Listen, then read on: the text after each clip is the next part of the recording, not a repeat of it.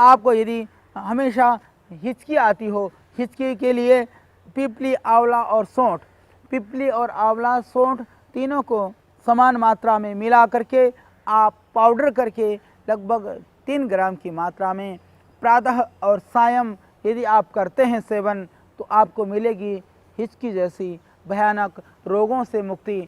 हिचकी रोग के लिए यह आंवले का प्रयोग एक रामबाण है, एक बहुत ही दिव्य और गुणकारी प्रयोग है। आप इसका प्रयोग करिए और हिचकी से आप पाइए मुक्ति।